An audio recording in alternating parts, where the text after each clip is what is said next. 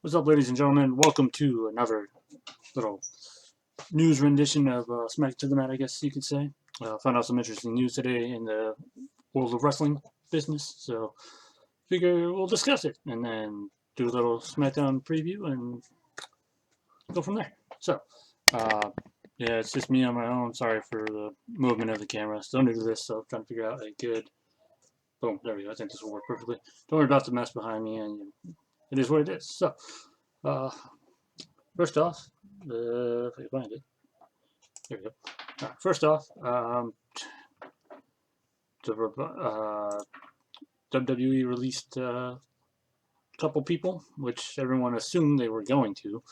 According to PW Insider, WWE officially announced the following. Effective today, Friday, April 10th, 2020, the WWE and the Revival, aka Scott Dawson and Dash Wilder, have agreed on their immediate release from the WWE. We wish them all the best in their future endeavors. So, we figured that was going to happen because, one, they haven't been on TV in freaking months. I think before Elimination Chamber, maybe? And it was just weird. Like, they weren't doing anything with that character, with those characters anyways. So, I mean, to do that, to just let them go, it's fine. They probably were just like, you know what, we're not doing anything, so just release us from our contracts. You know, we know the rules to, the no contact clauses or whatever. So with them being released from their contracts as of today, April 20th or April 10th, 2020. So with that being said, they have to wait, I believe, until May, basically 11th or 12th, maybe the 10th or sooner. Who knows? I don't know how many days there are in April, so don't judge me. But where are they going to end up? We don't know. Hopefully, they'll have the match with the Young Bucks. Maybe they'll go to AEW for a moment of time, or maybe they'll go to ROH and do something there. Hell, I don't know. Maybe they go to NXT UK like freaking the one guy did. Who knows? Not me. Not me. It'd be interesting to see where they do go. I mean, I thought they were a good heel tag team. They've done a lot of good. Like, I found out about this morning on Twitter. I was scrolling through, and freaking Aleister Black tweeted it saying these guys gave me some great matches in and out in the WWE, in NXT, and on the indie scene. So, you know, it is what it is. So, there's that news for WWE. Something I want to get off my chest personally, because I know you guys are gonna. I mean, the fans are gonna complain about it all they want, which I don't. I agree to disagree. Okay, everyone's sitting there complaining about a certain match that happened on WrestleMania weekend. If you know what match I'm talking about, all right, cool. If you don't know which match I'm talking about, that match would be the match of the Rated R Superstar Edge versus Randy Orton in the Last Man Standing match, aka Street Fight, aka Falls Count Anywhere, whatever you want to call it. A lot of people are mad and upset saying that that match was awful. I don't necessarily agree that it was awful. It was just, it wasn't a bad match in my opinion, but it wasn't a good match either. Like, everyone's liking the Firefly Funhouse match. Let's be honest, that wasn't even a match. That was, whatever it was, it wasn't technically a match. Granted, they did end it in a ring. However, was it really a match? I mean, you guys can complain all you want. I don't care. To me, it wasn't really technically a match, if you think about it. The Boneyard match, in a way, not really a match either, but I give that one the benefit of the doubt. That one was more a Buried Alive match, which, to me, a Buried Alive match means you can fight at a graveyard, or the Boneyard, or wherever they were. The Firefly Funhouse match, to me, was just a compilation of John Cena's career. I don't remember if I said that on our wrestling recap earlier in the week. However, that's what I see it as. uh, and Bray getting the win. Okay, the Fiend getting the win with Bray doing the pin. Come on, that right there. Come on, you could have freaking had Abby the Witch do the pin for like it. But it is what it is. But the Randy Orton Edge match, that's where a lot of my things are. A lot of things just bug me, and everyone has a right to their own opinion. I get that, but come on, guys. A lot of people were freaking set on that match, and I was, and I look the main problem with that match, and I think it was the same thing with the Otis and Dolph match. The main problem with it was there are no fans. With big matches like this with no fans, it's really hard to do because, in my opinion, the doing that with no fans is a lot harder. Let's see.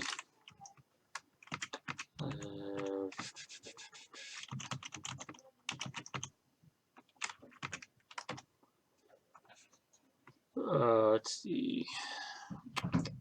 Sorry, trying to find. I know Dave Meltzer said it was just a bad match, and some of the other guys I know said it was a bad match. And I just want to see exactly what their opinions are on this because, in my opinion, there we go.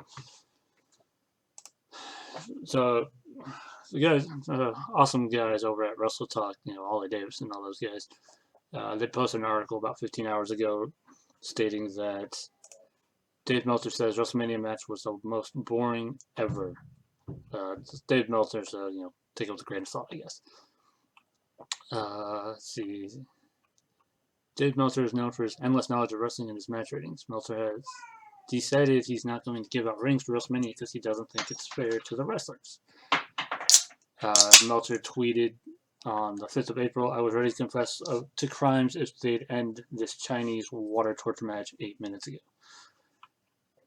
That was his tweet. I'm assuming that was for that Edge and Orton match. However, I want to say Edge and Orton was Sunday night, wasn't it? Or was that Monday? Or Saturday? Yeah, I don't remember. Oh, well. Anyways. Let's see. That tweet, that didn't stop him from sharing his opinion on the Edge versus Orton match in this latest edition of the Wrestling Observer newsletter. Which, if you guys want, you guys can go read that newsletter. I'm not going to read it right now. I'll just put what Wrestle Talk said, and I could drop the link I'll drop the link below. That way you guys can go over and, yeah, basically he says, there have been technically worse matches, but none as boring because the worst matches in Mania history often were short. Oof. Oof. Oof. The announcers did them no favors, whispering like it was the 13th hole in Augusta, which only made things more boring. By 12 o'clock, he said by 12, it sucked by 18. It was Chinese water torture, and it went 36-32 before Edge won. Basically, he said it was more boring by the 12-minute mark. It sucked by 18 minutes. It was Chinese water torture, and it went on for literally 36 minutes and 32 seconds before Edge won the match. He also pointed out he was very surprised the hanging spot made it through the edit, given that the Chris Benoit document had just aired and the Benoit event took place in the gym.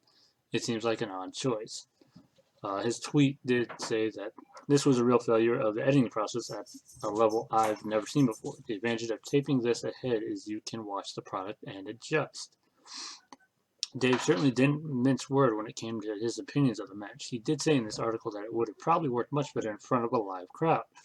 Okay, something we both agree on. Yes, it would have worked better on a live crowd because the crowd is what drove the match to begin with.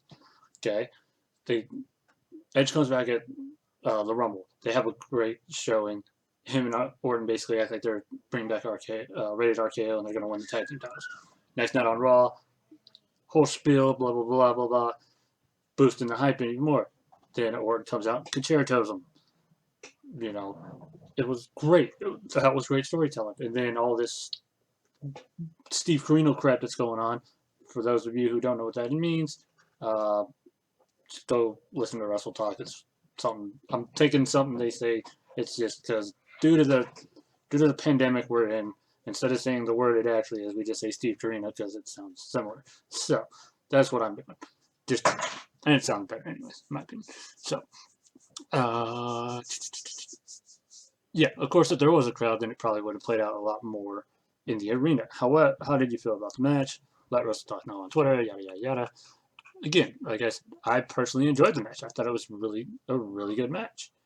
However, the guys, I don't know about the guys at Wrestle Talk. I don't know their takes on it. I haven't listened to their podcast in regards to the match. I know the guys over at Going in Raw.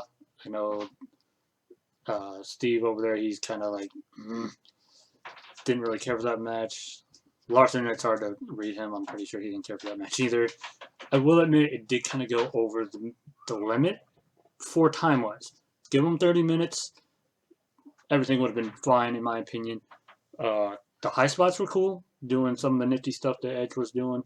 Appreciated that. Him hitting that chokehold on him, that was clever by Edge. I like that. Winning with the concerto, okay, makes sense. Now the main thing is that feud over with. Who knows when this stuff will go back together? Who knows? I don't know. It's a bunch of BS in my opinion if you think about it.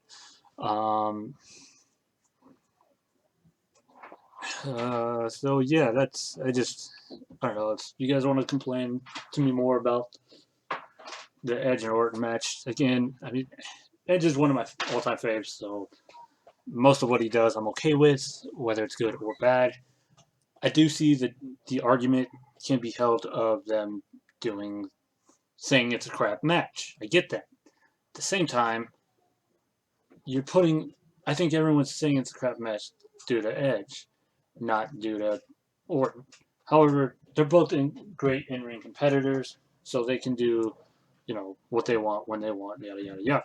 However, them driving off the fan base does make it a better match. So take it as it is. I take it as it kind of. Granted, yeah, the announce team didn't really help the match at all, in my opinion. But it is what it is. I think. I mean, if you go back and watch my WrestleMania recap, you guys know the matches I enjoyed. Honestly, probably that ladder match for the tag team titles was the best match on the card. There, I said it.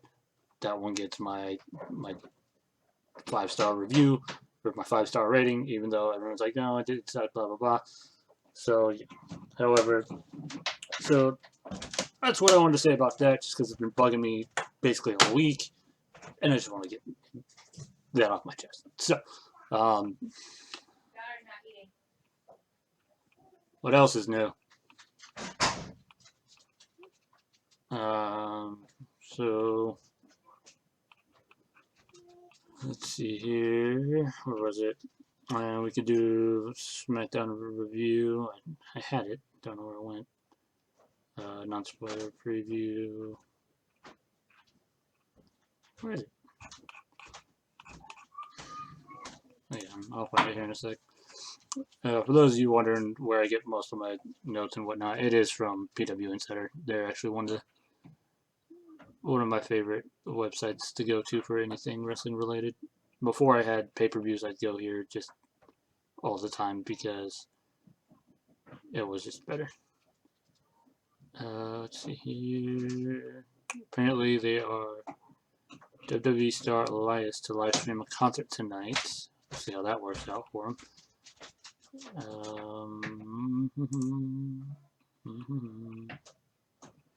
Guess I'll just run over to www.com and we'll look at the SmackDown review there. So, preview. So, according to WWE.com, their preview for tonight's Friday Night SmackDown says Braun Strowman ushers in Universal Reign on SmackDown. That's the headline, basically. Braun Strowman rolls in with his newly won Universal Championship, and Alexa Bliss and Nikki Cross battle the Kabuki Warriors in a WrestleMania rematch for their titles. Also on SmackDown. Nope, just those two. What else can we see tonight on SmackDown? I see more of this Mandy, Dolph, Otis, Sonya Deville feud flaring up. I see something along the lines of the New Day, Usos, and Miz and Morrison. They'll keep that feud going just a little bit longer. They'll probably do some more stuff with the women in that 5-way battle royal matches. If they don't show any matches like they did on Monday night, we could probably have a mixed tag team match of Mandy Rose and Otis taking on Dolph and Sonya, which could be a good match. We'll probably see Naomi taking on Tamina, or at least Lacey Evans battling Sasha in one-on-one. So we'll probably see something with Sami Zayn, the Artist Collective, and Drew Gulak and Daniel Bryan.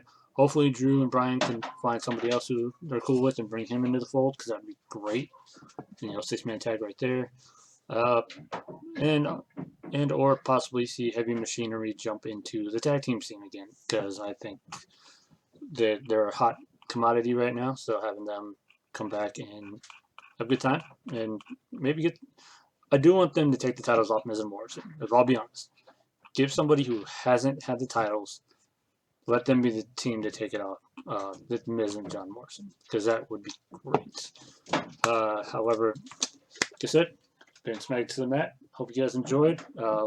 Again, short video. I might do another video later tonight or tomorrow morning or something in regards to what happened on SmackDown. We'll see what's going on, but thanks for the listen. Thanks for the watch, and you know what to do if you enjoyed. Thank you.